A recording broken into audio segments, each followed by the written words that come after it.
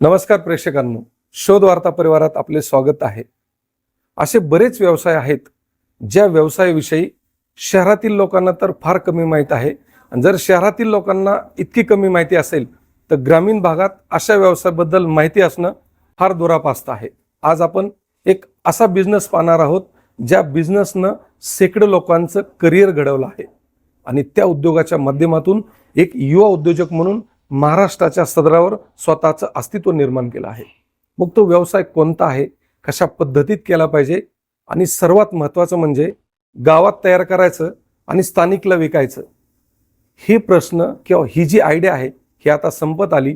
आज आपण गावात तयार करायचा, शहरात तयार करायचा आणि एक्सपोर्ट करायचा, अशा दोन अँगलनं हा बिझनेस पाहणार आहोत. फिनिक्स इंडस्ट्रीज वारजे पुणे या ठिकाणी एक असं मोठं सेटअप उभा केला आहे.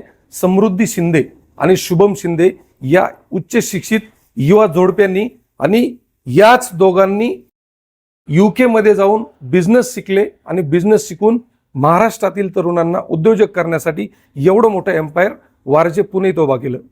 चला मग तो बिझनेस कोणता आहे, प्रोडक्शन तयार कसं करायचं आहे, त्याला मशीन कोणती लागती आणि सर्वात महत्त्वाचं एक्सपोर्ट कसा करायचा आहे, सविस्तर माहिती आजच्या व्हिडिओमध्ये. म्हणून व्हिडिओ शेवटपर्यंत पहा, कारण हे 15 मिनिट तुम्हाला तुमच्या पायावर उभा करणार आहेत आणि युवा उद्योजक तयार करणार आहेत. चला, समृद्धी शिंदे आणि शुभम शिंदे या उद्योगाबद्दल काय सांगतात आपण पाहू. समृद्धी मॅडम, शोध वार्ता परिवारात तुमचं स्वागत आहे. आपले महाराष्ट्रातले तरुण आणि तरुणी, त्यांना परिचय सांगा तुमचा. नमस्कार, मी समृद्धी शिंदे. नमस्कार, मी शुभम शिंदे. फिनिक्स इंडस्ट्रीज वारजे पुणे येथे तुमच्या सगळ्यांचं स्वागत आहे. समृद्धीताई, एक गोष्ट आहे, तुम्ही दोघं उच्च शिक्षित आहात. बरं. शहागातान तुम्ही फार छान गोष्ट सांगितली की तुम्ही UK मध्ये खूप चांगल्या जॉबवर जॉब केला, तुम्ही तिथं मार्केट रिसर्च केलं. परंतु तिथं जर बिझनेससाठी एवढी संधी होती, तुम्ही महाराष्ट्रात परत का आले आणि इथं बिझनेस का टाकला? विजन काय होतं, संकल्पना काय नेमकी? विजन म्हणण्याच्या मागचं कारण म्हणजे जेव्हा आम्ही 2019 मध्ये आमचा बिझनेस इथे इस्टॅब्लिश केला, त्याच्यानंतर आम्ही काही वर्ष म्हणजे 1-2 वर्ष आम्ही डोमेस्टिक मार्केट एक्सप्लोअर केलं महाराष्ट्रातलं. आणि मग आमच्या जसं चर्चा होती, जसं आम्हाला वाव मिळाला, त्याच्यानंतर मग आम्ही विचार केला की इंटरनॅशनली सुद्धा खूप जास्त ह्याला प्रेफरन्स आहे, एक्सपोर्टला सुद्धा जास्त संधी आहे. अच्छा. आणि कोइन्सिडेंटली योगायोगाने मला बिझनेस सायकोलॉजी केली, त्याच्यातनं मला एज्युकेशनसाठी हे मिळालं आणि शुभमला सुद्धा जॉबसाठी संधी लागली तिकडे लॉजिस्टिकमध्ये, UK मध्ये. येस. सो मग आम्ही दोघांनी डिसिजन घेतला की तिकडे जाऊयात. आणि जेव्हा आम्ही तिकडे पोहोचलो, मग काही वर्ष थोडं सेटल होण्यात, आणि मग नंतर आम्ही पाहिलं की टिश्यू पेपरचा किती जास्त म्हणजे किती ते वाईड स्प्रेड आहे किंवा त्याची मागणी खूप आहे. आणि शिवाय तिथली लोक किती यूज करतात, लाईक हायजीनसाठी म्हणा किंवा छोट्या छोट्या गोष्टींसाठी, कारण की टिश्यू पेपर ही खूप छोटी गोष्ट आहे, हे आम्हाला तिकडे कळालं.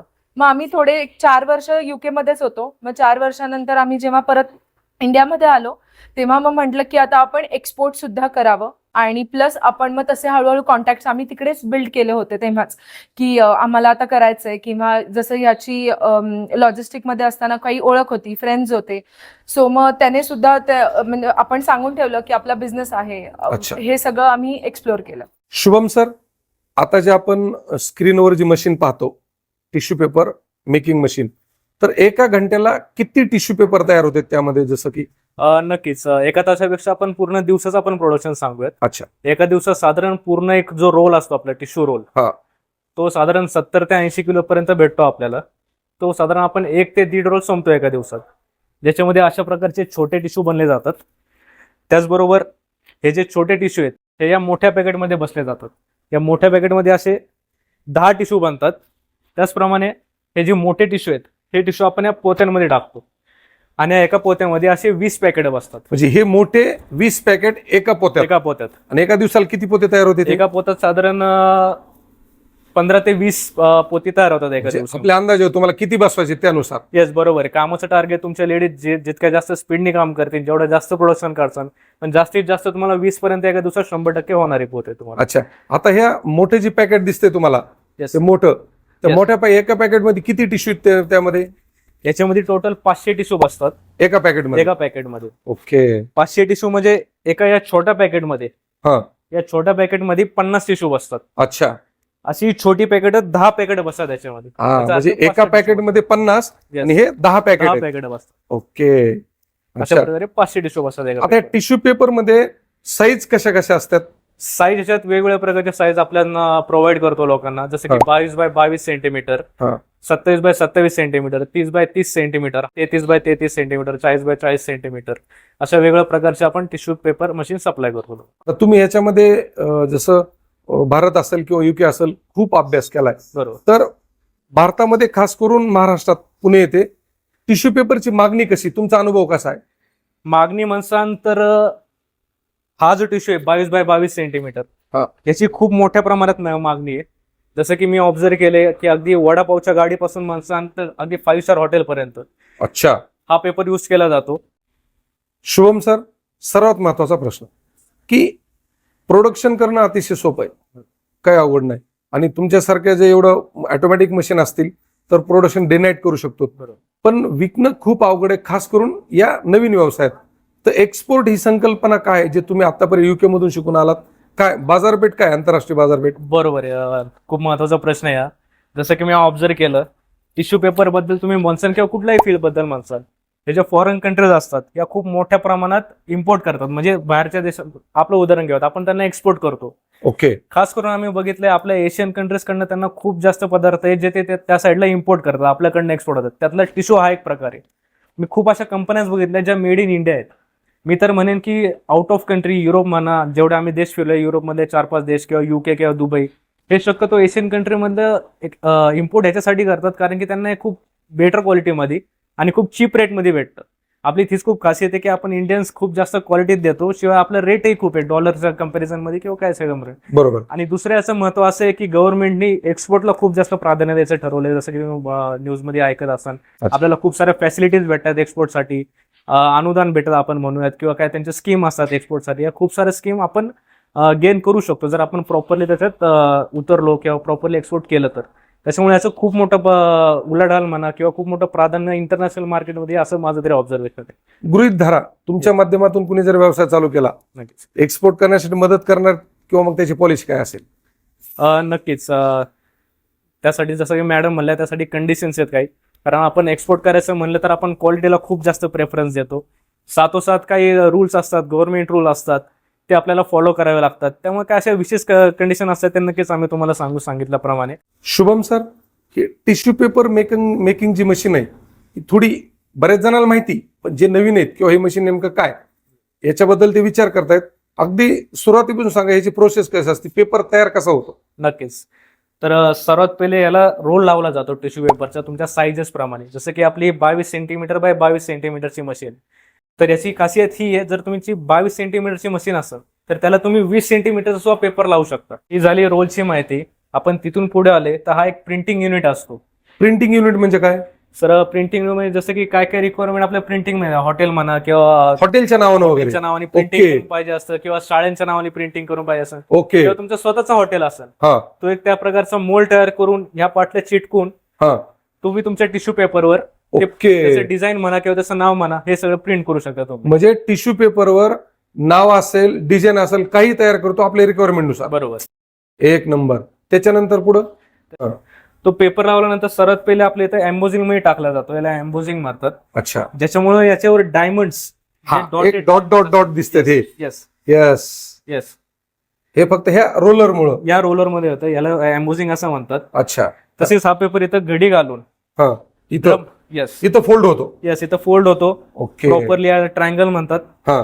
इथं फोल्ड होऊन प्रॉपर या ड्रम मधनं घडी निघून बाहेर पडतो. अच्छा. तसंच इथं कटर आहे. इथं घडी होती, इथं या Yes. दोन ड्रमच्या माध्यमातून. येस येस, अच्छा. इथं प्रॉपर घडी होते. हा.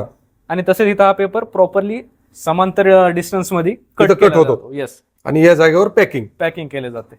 मग हे मोठ्या पॅकेट मध्ये असेल किंवा मग छोट्या पॅकेट मध्ये packet मध्ये असेल. असेल. आता एक गोष्ट आहे की तुम्ही मशीन सेल करताय, ही मशीन सिंगल फेसवर चालते का 3 फेसवर चालते? इलेक्ट्रिसिटी ही मशीन सिंगल फेसवर सुद्धा चालते, 3 फेसवर सुद्धा चालते, रिक्वायरमेंट नुसार. रिक्वायरमेंट अनुसार. ओके. आता सर्वात महत्वाचा प्रश्न आहे की तुम्ही वारजे पुणे येथे आहात, गरीब धरा कोणाला नांदेड, लातूर, परभणी तिकडे मशीन घ्यायची, Yes. मग त्याचे डिलिव्हरी चार्जेस कोणा काय असते, जीएसटीचं काय असतं, त्याबद्दल काय बरोबर. सांगाल? नक्कीच.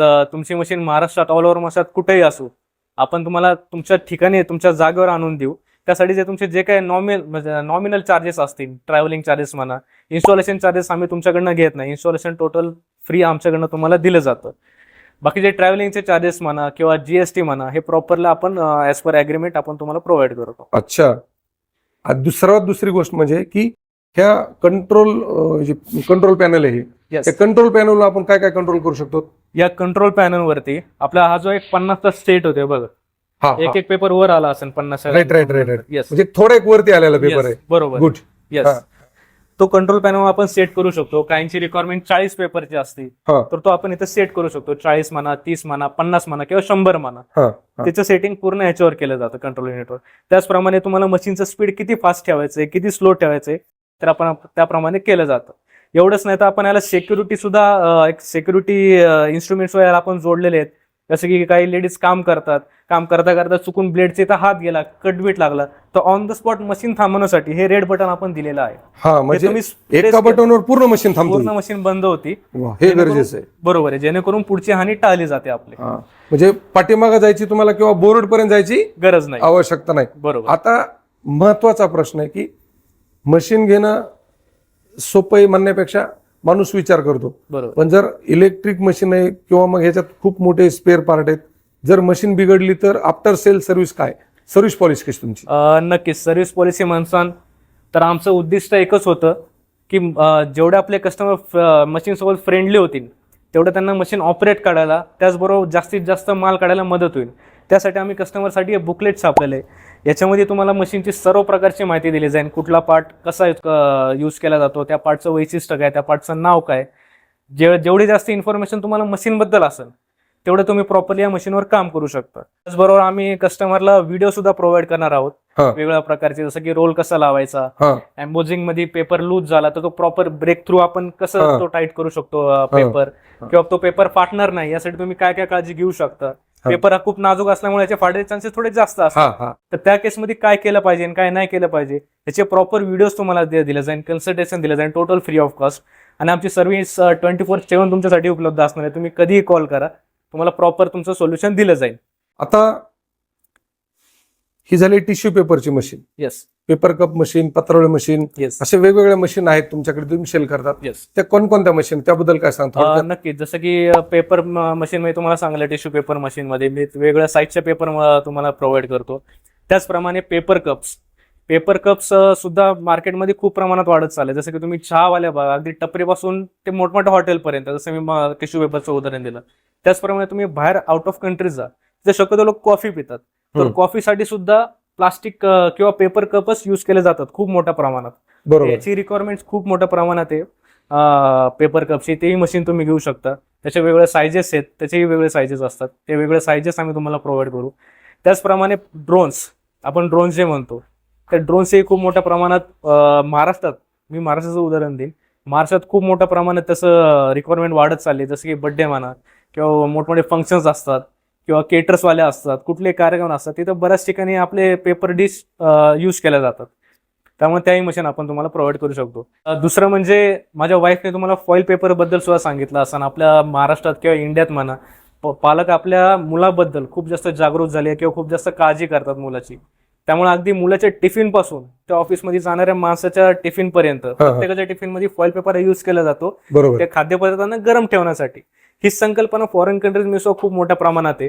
जसं की तिथलं टेम्परेचर मॅक्झिमम मायनस मध्येच असतं, थंडी असते, बर्फ असतो, त्यामुळे त्यांनाही खूप मोठ्या प्रमाणात फॉईल पेपर यूज केला जातो. त्यामुळे फॉईल पेपरचं मशीन आपण तुम्हाला योग्य दरात प्रोव्हाइड करू. तुम्ही समृद्धी ताईंनी तुम्ही जे युके मधून जे काही बिझनेसचा जे काही अभ्यास करून आलात उद्योगाचा, त्याचा लोकांना काय फायदा व्हावा, म्हणजे काय कसं पाहता तुम्ही त्याच्याकडे? नक्कीच खूप महत्वाचा प्रश्न विचारला तुम्ही. एक गोष्ट माझ्या नक्कीच निदर्शनास आली आहे की smart work is always better than hard work. आपण जेवढ्या मोठ्या प्रमाणात स्मार्ट वर्क करू, ऑनलाईनचा उपयोग करू, एआयचा उपयोग करू, जसं माझ्या वाईफने सांगितलं गुगलचा उपयोग करू, तेवढ्या मोठ्या प्रमाणात आपण आपल्या बिझनेसचा म्हणा किंवा आपण जे प्रोडक्ट तयार करतोय त्याचा खूप मोठ्या प्रमाणात विस्तार करू शकतो, जे की आम्ही करत आलोय. नक्कीच नशिबाने साथ दिली, देवाची कृपा असेल, आमचे कष्ट असतील त्याच्यामुळे, तर नक्कीच त्यातही आम्ही यशस्वी याची नक्कीच खात्री आहे मला. शुभम सर, एक गोष्ट आहे ना की आपल्या घरी नसतात किंवा नवयुवक आहेत, युवती, त्यांना माहित नसते की कसं तयार होतं, मशीन काम कसं करते, मशीन मोठं दिसतंय, काही अडचण येऊ शकते का, त्याबद्दल काय सांगाल? किंवा एखाद्या नवख्या लोकांना प्रशिक्षण देता का तुम्ही? त्याबद्दल काय पॉलिसी तुमची? नक्कीच नक्कीच, अगदी महत्वाचा प्रश्न आहे. बरेच जण नवीन असतात, मशीन बद्दल त्यांना नॉलेज नसतं, मशीन हँडल कशी करायची प्रॉपरली याचं त्याला नॉलेज नसतं. त्यासाठी आपण त्यांना एकदम फ्री ऑफ कॉस्ट प्रशिक्षणही देऊ. जसं की हा पेपर आहे, हा पेपर प्रॉपर घडी घालून बाहेर कसा निघतो, हा पेपर तयार कसा होतो, मशीनची सुरुवातीपासून एंड पर्यंत तुम्हाला टोटल डिटेल माहिती दिली जाईल, टोटल प्रशिक्षण दिलं जाईल या मशीन बद्दल.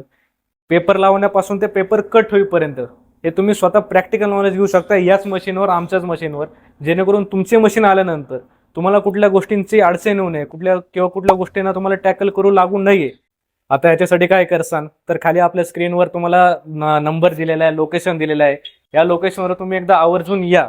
तुम्ही मशीन घ्या किंवा नका घेऊ तो पुढचा पार्ट, पण यातून तुमच्या बऱ्याच अशा गोष्टींची खात्री होईल जेणेकरून तुम्ही तुमचा भविष्यातला निर्णय घेऊ शकता मशीन बाबत.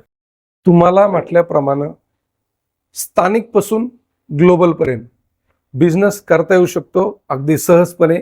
फक्त त्याला 2 गोष्टी लागतात, सातत्य आणि योग्य दिशा, जी या 2 युवा जोडप्यांनी तुमच्यासाठी या व्हिडिओच्या माध्यमातून दिलेले आहे.